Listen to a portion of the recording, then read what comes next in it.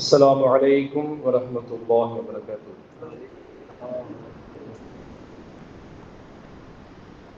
الحمد لله رب العالمين نحمده ونصلي على رسوله الكريم أما بعد فقد قال الله سبحانه وتعالى في القرآن العظيم والفرقان المجيد إنما الخمر والأنصاب والأزلام إنما الخمر والميسر والأنصاب والأزلام رجس من عمل الشيطان فاجتنبوه لعلكم تفلحون. وقال نبينا عليه الصلاة والسلام كل مسكر حرام أو كما قال عليه الصلاة والسلام. سبحانك لا علم لنا إلا ما علمتنا إنك أنت العليم الحكيم. எல்லா புகழும் புகழ்ச்சியும் நம்மை எல்லாம் படைத்து வளர்த்து பாதுகாக்கிற ஏக இறைவனாகிய அல்லாஹு ஜல்ல ஷானு தஆலா ஒருவனை சார்ந்தாகும். ஸலவாத்தும் ஸலாமும் நமது உயிரினும் மேலான கண்மணி நாயகம் ஸல்லல்லாஹு அலைஹி வஸல்லம் அன்னவர்கள் மீதும் அன்னவர்களின் பரிசுத்தமான குடும்பத்தாரில் உத்தம சத்திய சஹாபாக்கள், தாபிஈன்கள், தபஅ தாபிஈன்கள், அக்தாபுகள், அவுலியாக்கள், நாதாக்கள், நல்லோர்கள் மற்றும் உண்டான நம் அனைவர்கள் மீதும் அல்லாஹ்வுடைய கருணையும் சாந்தியும் என்றென்றும் நின்று நிலவட்டுமாக. கண்ணியமிக்க அல்லாஹ்வின் நல்லடியார்களே, சங்கையான ரஜப் மாதத்தினுடைய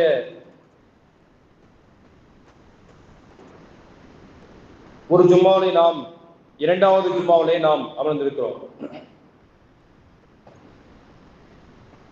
இந்த ரஜப் மாதம் பிறை தென்பட்டு விட்டாலே நபிகள் நாயகம் ஸல்லல்லாஹு அலைஹி வஸல்லம் இந்த மாதத்திற்காக வேண்டி பிரத்யேகமான முறையிலே துஆ செய்திருக்கிறார்கள். அல்லாஹும்ம பாரிக் லனா ஃபீ ரஜப வ ஷஅபான் வ பல்லிக்னா ரமலான். யா அல்லாஹ், இந்த ரஜப் மாதத்திலேயும் இதை தொடர்ந்து வரக்கூடிய ஷஅபான் மாதத்திலேயும் எங்களுடைய ஆயுளிலே, எங்களுடைய நேரங்களிலே, எங்களுடைய உடல் ஆரோக்கியத்திலே, எங்களுடைய இரண பாக்கியத்திலே அனைத்திலையும் ரப்பே நீ பரக்கத்தை தந்தருள்வாயாக என்கிற நல்ல துஆவை செய்திருக்கிறார்கள். வபல்லிக்னா ரமலான். இதை தொடர்ந்து அடுத்து மூன்றாவது மாதமாக வரக்கூடிய ரமலான் மாதத்தை அடைந்து அதிலே முழுமையான முறையில் நல்ல அமல்கள் செய்கிற பாக்கியத்தையும் ரப்பே எங்களுக்கு தந்தருள்வாயாக என்கிற நல்ல துஆக்களை பெருமானார் ஸல்லல்லாஹு அலைஹி வஸல்லம் செய்தது போன்று நாமும் இப்பொழுதெல்லாம் அல்லாஹ்விடத்திலே பிரார்த்தனைக்காக வேண்டிய துஆவிற்காக கையேந்தி இருக்கிறோமோ அப்பொழுது இதே துஆவை நாமும் செய்ய கடமைப்பட்டிருக்கிறோம். கண்ணியத்துக்குரிய அல்லாஹ்வின் நல்லடியார்களே, இந்த ரமலான் மாதத்தை எதிர்பார்த்திருக்கிற நாம் அதற்கு முன்னாலே உள்ள ரமலான் மாதத்தை எந்த விதத்திலே நாம் அமல் செய்து அதை கண்ணியப்படுத்த வேண்டும் என்கிற அந்த எண்ண ஓட்டத்தை இப்பொழுதிருந்தே நாம் தயாரித்துக் கொள்ள வேண்டும். பழையன கழிதலும் புதியன புகுதலும் என்கிற ஒரு பழமொழிக்கு ஒப்ப நம்மிடத்தில் உள்ள குறை நிறைகளை எல்லாம் களைந்தெடுத்து விட்டு நாம் ரமலான் மாதத்துக்காக வேண்டி நல்ல அமல் செய்வதற்கான கட்டமைப்புகளை நாம் ஏற்படுத்திக் கொள்ள கடமைப்பட்டிருக்கிறோம். அதற்கான பாக்கியங்களை அல்லாஹ் நம் அனைவருக்கும் வழங்கி அருள்வானாக. அன்பான அல்லாஹ்வின் நல்லடியார்களே, மனித அறிவிற்கு அல்லாஹ்விடத்திலே ரொம்ப கண்ணியம் இருக்கிறது. நபிகள் நாயகம் ஸல்லல்லாஹு அலைஹி வஸல்லம் சொன்னார்கள், லம்மா ஹலக்கல்லாஹுல் அக்ல, அல்லாஹ் தஆலா அறிவை படைத்த பொழுது, அல்லாஹ் தஆலா அறிவை படைத்தான். அந்த அறிவை படைத்த நேரத்திலே ஃபகால அக்பில், அந்த அறிவை படைத்து முடித்த பின்னாலே நீ முன்னாலே செல் என்று அல்லாஹ் உத்தரவிட்டார். அந்த அறிவு அல்லாஹுடைய ஆணைக்கு இணங்க முன்னோக்கி பயணித்தது. நீ பின்னால அப்படி ரிவேர்ஸ்ல வா என்று அல்லாஹ் உத்தரவு சொன்னார். அல்லாஹுடைய உத்தரவுக்கு மறுதளிப்பு செய்து விடாமல் அது பின்னாலே வந்தது. பொதுவாக ஒரு விமானமோ அல்லது ஒரு லாரியோ அல்லது ஒரு 4 வீலரோ ஒரு 2 வீலரோ இப்படி இது போன்ற வாகனங்களை உதிரி பாகங்களை எல்லாம் தயாரித்து அதை முழுமையான முறையிலே பொருத்தி விட்டுட்டு நாம் பார்த்திருக்கிறோம். ரோடுகளிலே அந்த முழு பாடி ஏத்துறதுக்கு முன்னால லாரியெல்லாம் மொட்டையாக அப்படி செல்லுகிற காட்சியை பார்க்கிறோம். காரணம் என்னன்னு சொன்னா அதை ஒரு முறை ட்ரையல் பார்க்கிறது.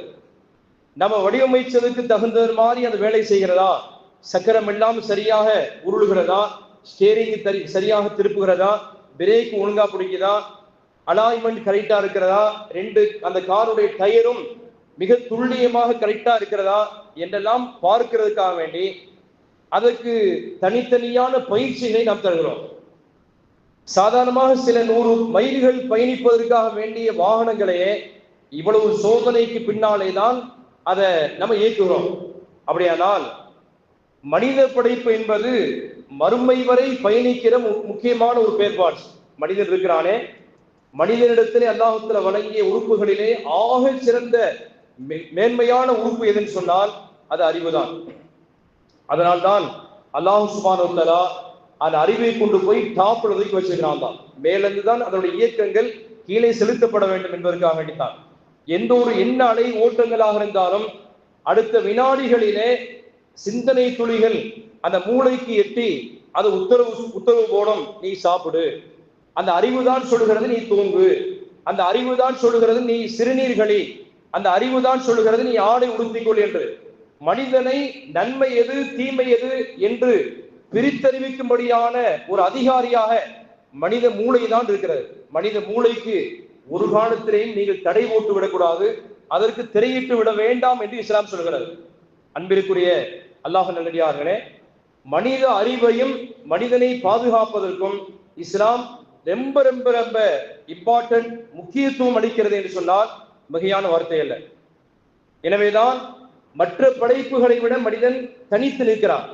மற்ற ஆடு மாடு மிருகங்களை எல்லாம் விட மனிதனுக்கு எதனாலே தனி சிறப்பு இருக்கிறது சொன்னால் இந்த உலகத்திலே அல்லாஹ்வால் படைக்கப்பட்ட ஏனைய எல்லா படைப்புகளை விடவும் மனிதன் தான் மேன்மையானவன். மனிதனுக்காகத்தான் எல்லாத்தையும் அல்லாஹ் படைச்சிருக்கிறான். காரணம் என்னன்னு சொன்னால் மனிதனிடத்தில் இருக்கிற விசேஷமான அறிவு வேற எந்த உயிர் ஜீவராசிகளுக்கும் இல்லை. நம்ம வீட்டிலே வளர்க்கக்கூடிய ஒரு ஆடு மாடு இருக்கிறது அப்படின்னு பிஸ்கெட்டை காட்டினா அது வந்துடும். ஒரு பேப்பர் எடுத்து படினா படிக்காது. மனிதனுக்குத்தான் தெரியும். அது ஒரு நெருப்புல கொண்டு போய் அது நம்ம விரல வச்சா சுடும் என்று நமக்கு தெரியும். கரண்ட் ஷாக் அடிக்கும் என்று நமக்கு தெரியும். அதிலிருந்து தவிந்து கொள்கிறோம். அப்ப நன்மை தீமையை பிரித்தறிவிக்கக்கூடிய அப்படியான அடையாளம் இருக்கிற அந்த அறிவு திறந்திருக்கிற மனித அறிவுக்குத்தான், இந்த 6ஆம் அறிவு படைக்கப்பட்ட மனிதனுக்குத்தான் வழங்கப்பட்டிருக்கிறது. எனவே இந்த அறிவை கொண்டு போய் வீணா அதை பால்படுத்துகிற வகையிலே குப்பையிலே போடக்கூடிய வகையிலே நம்ம செய்யக்கூடாது என்று அல்லாஹ் விரும்புகிறார். எனவேதான் இஸ்லாம் மனித அறிவை பட்டை தீட்டாமல் என்று சொன்னால் மனிதன் சிந்திப்பானையானால் அதன் மூலியமாக மனித உலகிற்கு, இந்த புதுமையான உலகிற்கு என்னென்ன விஷயங்கள் எல்லாம் தேவையோ அது அனைத்தையுமே மனிதனுடைய அறிவுகளினாலே கண்டுபிடிக்க இயலும். விமானம் இருக்கிறது. ஒரு காலத்துல பறவையை பார்த்தால் இந்த பறவை 1 கிலோ 2 கிலோ அல்லது 5 கிலோ உள்ள அப்படிப்பட்ட எடை கொண்ட ஒரு பறவையினால் இந்த வானத்துக்கு பூமிக்கு மத்தியிலே பறக்க முடியும் என்று சொன்னால் இது மாதிரியான ஒரு சாதனத்தை தயார் செய்து இந்த அந்தரத்திலே பறக்க வருவதற்கு இயலும் தானே என்று பறவையை கண்டான் விமானம் படைத்தான் என்று ஒரு கவிதை இருக்கிறது. இதெல்லாம் எப்படி சாத்தியமாயிட்டது என்று சொன்னால் மனிதனுக்கு வழங்கப்பட்ட அறிவை கொண்டு அவன் யோசித்தான். நம்ம புதுமையாக என்ன செய்யலாம், மனித பயன்பாட்டிற்காக வேண்டி நம்ம என்ன செய்யலாம். ஒரு 10 பேர் இருந்தா மைக் இல்லாம பேசிடலாம். இதே இது ஒரு பெரிய 100 பேராக இருக்கிறாங்க, 1000 நபர்கள் உட்கார்ந்து இருக்கிறாங்க. நம்ம சொல்லக்கூடிய இந்த சப்தத்தை அவ்வளவு தூரம் மக்களுக்கு கேட்க வேண்டுமேயானால் இந்த சப்தத்தை மட்டும் கடத்தக்கூடிய ஒரு பொருள் தேவை என்று மனிதன் சிந்தித்தார். எனவேதான் அதனுடைய பின்விளைவாகத்தான் இந்த மைக்கு போன்ற இந்த ஒளிபெருக்கி சாதனங்கள் எல்லாம் கண்டுபிடிக்கப்பட்டிருக்கிறது. அப்ப மனிதனுடைய அறிவை பற்றி அல்லாஹு தஆலா மழுங்கடிக்கக்கூடிய எந்த ஒரு காரியத்திலையுமே அறிவை கொண்டு போய் நீ குப்பையில போடுறது மாதிரி போடுறாங்க. இது அல்லாஹ் சொல்லுகிற வார்த்தை. யா உலில் அல்பாப் அஃபலா யன்துரூன இலல் இப்லி கைஃப குலிகத். மனிதர்களே, நீங்கள் அல்லாஹு தஆலா ஒட்டகத்தை எப்படி படைத்திருக்கிறான் சிந்தியுங்கள் என்று அல்லாஹ் சொன்னான். அஃபலா யன்துரூன இலல் இப்லி கைஃப குலிகத் வ இலஸ் ஸமாஇ கைஃப ருஃபிஅத். வான்மண்டலத்திலே உள்ள அதிசயங்களை எல்லாம் சிந்தித்து பாருங்கள். இது அல்லாஹ் சொல்லுகிற வார்த்தை. திருமறையிலே பல்வேறு குர்ஆனுடைய வசனங்களிலே அல்லாஹ் சொல்கிறான், அஃபலா யததப்பரூன், நீங்கள் சிந்திக்க மாட்டீர்களா? யா உலில் அல்பாப், சிந்தனை உடையவர்களே. இந்த அல்லாஹு தஆலா மனித குலத்தை மட்டும்தான் சொல்கிறான். எனவே ஒரு சிந்தனை என்பது மனிதனுக்கு எப்பவுமே ஃப்ரெஷ்ஷா இருக்கணும். இந்த அறிவை மூடி வைக்கக்கூடிய எந்த ஒரு திரையும் நீங்கள் போட்டுவிட வேண்டாம் என்று இஸ்லாம் சொல்கிறது. எனவேதான் மது என்பது அது மனித அறிவை மறைப்பதற்கான வேலை. அரபியில மதுவுக்கான சொல்லக்கூடிய வார்த்தைக்கு மதுவுக்கு என்ன பெயர் என்று சொன்னால் ஹம்ர் என்று பெயர். அரபியிலே ஹம்ர் என்று சொன்னால் அது திரை என்று அர்த்தம். அதாவது திருமறையில குர்ஆனில் அல்லாஹ் சொல்கிறான், பெண்கள் தங்களுடைய முந்தானை சேலைகளை தலைக்கு மேலே ஹிமாரஹுண்ட. அரபியிலே ஹிமார் என்று சொன்னால் புள்ளி இல்லாம ஹிமார்னா கழுது என்று அர்த்தம். புள்ளி வச்ச ஹேவை வைத்து சொல்வோமே ஆனால் அதற்கு திரை சீலை என்று பொருள். அல்லாஹ் சொல்கிறான், பெண்கள் தங்களுடைய அந்த முந்தானை சீலைகளை முன்னாலே மறைத்துக் கொள்ளட்டும் என்றதாக அவருடைய ஒழுக்க நெறிமுறைகளை பேணுவதற்காக வேண்டி இந்த வசனத்தை ஹுமுர் ஹிமார் என்று அல்லாஹ் சொல்கிறான். எனவே அரபியிலே ஹம்ர் என்று சொன்னால் திரையிடுதல் என்று பொருள். எதற்காக வேண்டி இந்த மதுவுக்கு திரை என்று பெயர் வைக்கப்பட்டது என்று சொன்னால் மனித சிந்தனைகளை பாழ்படுத்துகிறது. ஒரு மனிதன் போதை வஸ்துகளை வாய்க்குள்ளாலே தள்ளிட்டா அவன் என்ன பேசுகிறான் அவனுக்கு தெரியாது. ஒரு மனிதன் அந்த மதுவை குடித்து விட்டால் தான் எப்படிப்பட்ட நடவடிக்கைகள் ஈடுபடுகிறோம் என்று மறந்து போய்விடுகிறான். காரணம் என்று சொன்னால் அறிவாகிறது திறந்திருக்குமேனால், அறிவு தெளிவாக வேலை செய்யுமேனால் அவன் இப்படிப்பட்ட இழிய செயல்களில் ஈடுபட மாட்டான், இழிவான வார்த்தைகளை பேச மாட்டான். எனவே மது மயக்கத்தினாலே, போதையினுடைய அந்த மயக்கத்தினாலே அவன் என்ன செய்வான் என்று அவனுக்கு தெரியாது. போதை உள்ள தள்ளிட்டா, இப்ப சமீபத்துல நம்ம ஒரு 4-5 நாட்களுக்கு முன்னாலே எல்லா சேனல்களிலுமே தொலைக்காட்சி எடுத்துட்டா அதே மாதிரி செய்தான். யூடியூப்ல, பேஸ்புக்ல, அதே மாதிரியாக இன்ஸ்டாகிராம்ல பல்வேறு தொலைத்தொடர்பு சாதனங்களை எல்லாம் நாம் பார்த்தோம். எல்லா மீடியாக்களிலையும் பார்த்தோம். 4 இளைஞர்கள், டீனேஜ் பசங்க, ரொம்ப சின்ன பசங்க, அவங்க சிறார் சீர்திருத்த பள்ளியிலே அவங்கள சேர்த்து பயிற்சி பெற வேண்டியவர்கள் என்று கூட சொல்ல முடியாது. அவங்கெல்லாம் இளைஞர்களாக இருக்கிறார்கள். அவங்களாம் ஏதாவது தொழில் செய்ய வேண்டிய அல்லது வெளிநாடுகளுக்கு சென்று சம்பாதித்து கொடுத்து அந்த குடும்பத்தை முன்னேற்ற வேண்டிய பொறுப்பிலே உள்ள இளைஞர்களாக இருக்கிறாங்க. பெரிய பெரிய லட்சியத்தை அடைய வேண்டிய அந்த இளைஞர்கள் இவ்வளவு சிறு வயசுல வடநாட்டிலிருந்து அந்த ஹிந்தி மொழி பேசக்கூடிய ஒரு நபர் வருகிறார். சுராஜ் அல்லது சிராஜ் என்கிற அந்த பெயரை கொண்ட ஒரு நபர். அவர் ரயிலே பயணிக்கிற வழியிலே இவங்க தேவையில்லாத ஆயுதங்களை எல்லாம் எடுத்து, கூர்ப்பான ஷார்ப்பான ஆயுதங்களை எடுத்து அவரிடத்திலே கொலை செய்யற மாதிரி இப்படி காட்டுறாங்க. இது இன்ஸ்டாகிராம்ல பதிவிடுகிறார்கள். உலக மக்கள் எல்லாம் பார்ப்பாங்க, நமக்கு பின்னாலே ஆபத்து ஏற்படும் என்கிற அதை கூட அவர்களாலே உணர முடியவில்லை. அந்த அளவுக்கு மது போதையினாலே அல்லது போதை வஸ்துகளினாலே அவர்கள் பாதிக்கப்பட்டிருக்கிறார்கள். மது மயக்கத்தினால் ஒரு மனிதன் என்ன செய்வான் என்று தெரியாது என்பதற்காகத்தான் இஸ்லாம் அதையெல்லாம் வேண்டாம் என்று சொல்கிறது. ஒரு மனிதனுக்கு வழங்கப்பட்ட அறிவு இருக்கிறதே, அது ரொம்ப திறந்த பெட்டகமா இருக்க வேண்டும்.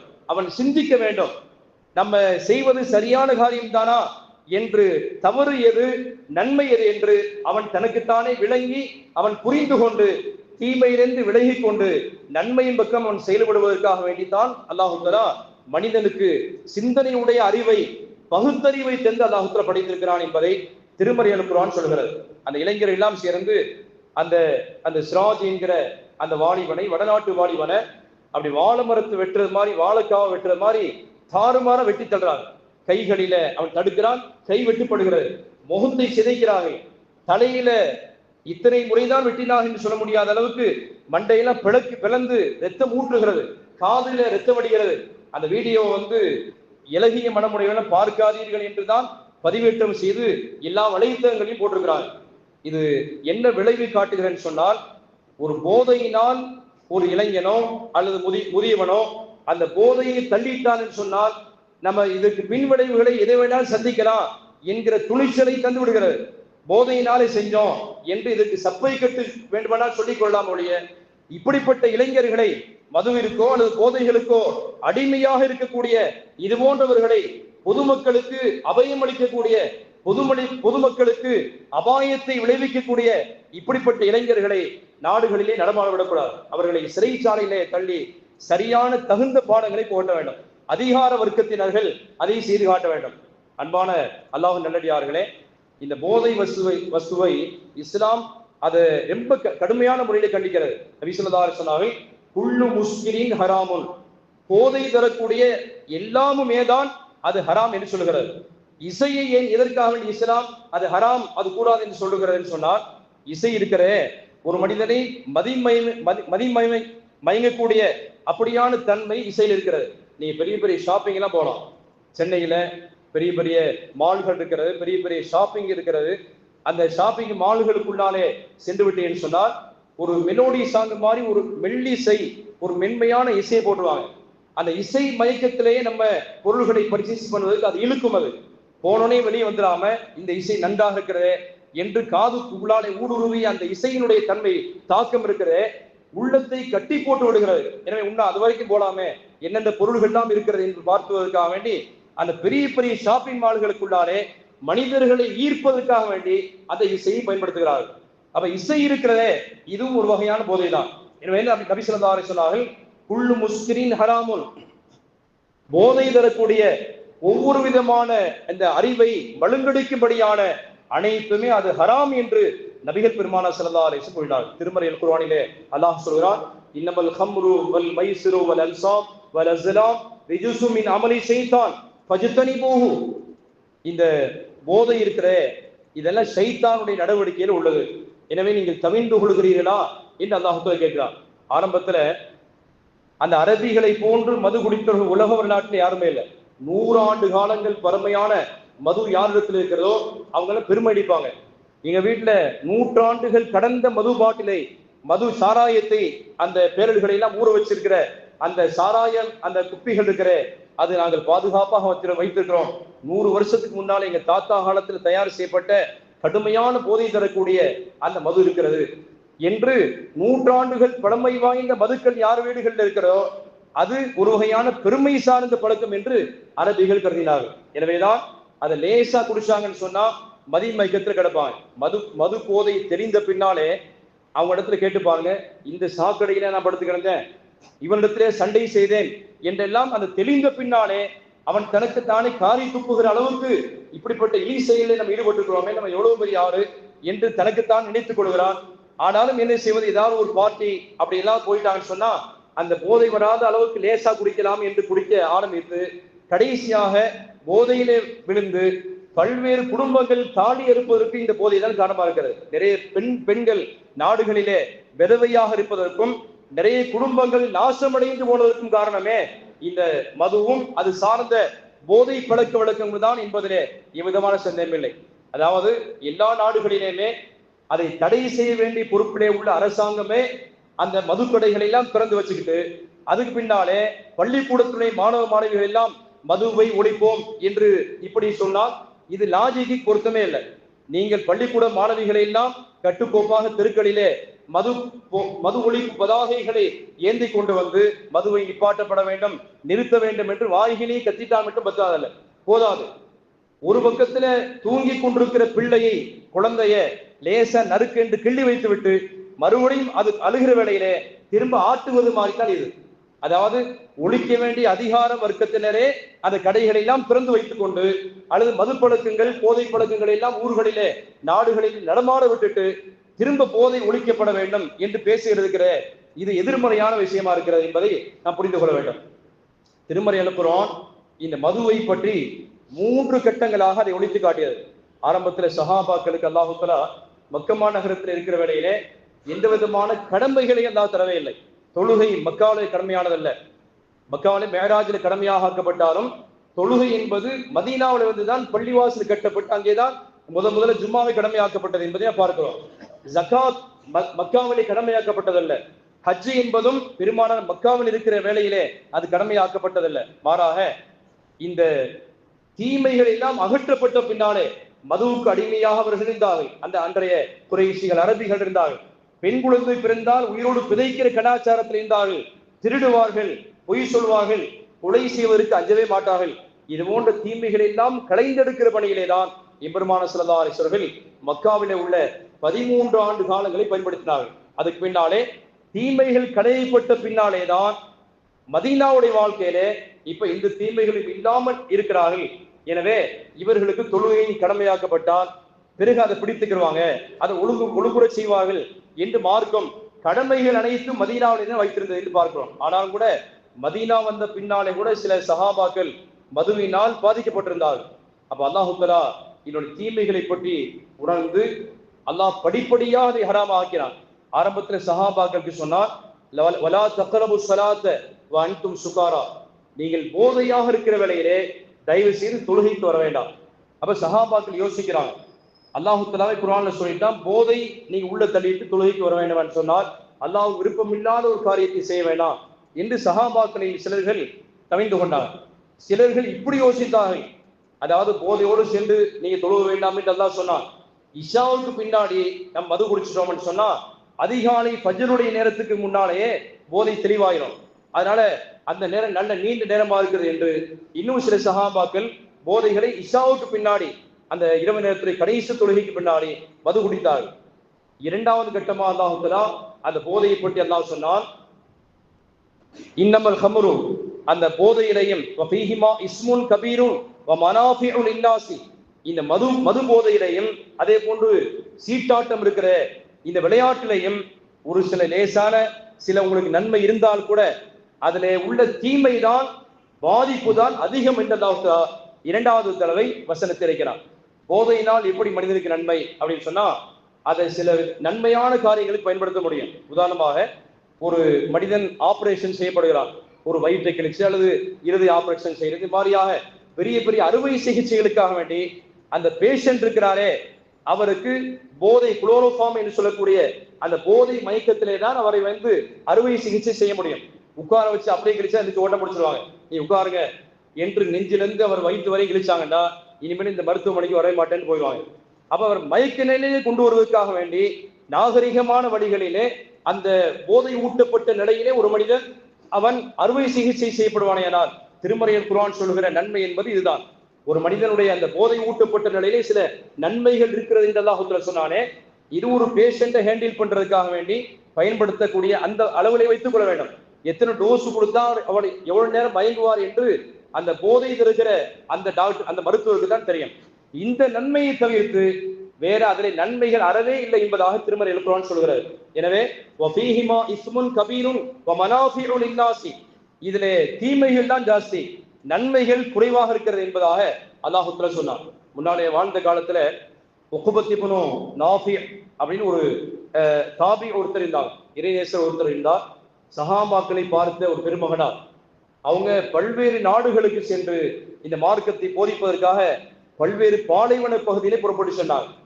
அப்படி அவர்கள் உக்பத் இப்னு நாஃபி ரலியல்லாஹு தஆலா செல்லுகிற வேளையிலே ஒரு கட்டத்தில் அவருடைய கால்களிலே ஒரு சின்ன புண்ணு ஏற்பட்டு, ஒரு சுகர் பேஷண்டா இருந்தா புண்ணு ஏற்பட்டு அதில் புறையோடி போகிறது அல்லவா, இதே மாதிரி உக்பத் இப்னு நாஃபி ரலியல்லாஹு அவர்கள் நீண்ட பயணத்துக்கு பின்னாலே கால்கள் புறையோடி போய் அவருடைய காலில் வீங்கி அழுகிற கண்டிஷனுக்கு வந்துருச்சு.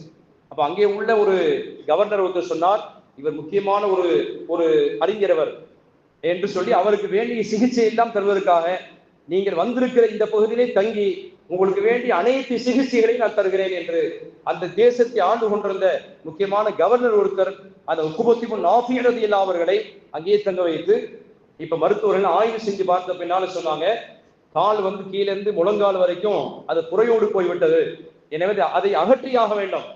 நீங்க ஒண்ணு செய்யுங்க, உங்களை அந்த காலை நாங்க எடுக்கிற வேளையிலே அகற்றுகிற வேளையிலே உங்களுக்கு லேசா கொஞ்சோண்டு மதுவை தருகிறோம், மது போதையிலே நீங்கள் இருக்கிற வேளையிலே வழி தெரியாம அந்த போதையை உள்ள அந்த காலை எடுத்து விடுகிறோம், புறையோடி போய்விட்டு அந்த காலை நீக்குகிறோம் என்று சொன்ன பொழுது உக்பத் இப்னு நாஃபி ரலியல்லாஹு சொன்னாங்க, இல்ல முடியாது, என் வாழ்நாளிலே நான் மதுவை இப்பொழுதும் தொட்டதில்லை, இந்த நேரத்தில் கூட நான் அதை பயன்படுத்த மாட்டேன், இந்த வாய் வழியாக ஒரு மிடரு அந்த மதுவை கூட நான் குடிக்க மாட்டேன், அல்லாஹ்வை சந்திப்பது வரைக்கும் இது சத்தியம் என்று சொல்லி முடித்தார்கள்.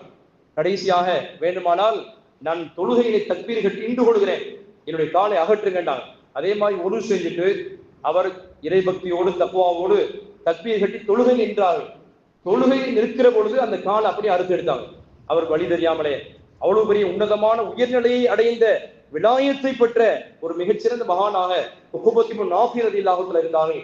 காலை அகற்றப்பட்டு அவருடைய கையில வைக்கப்பட்டது.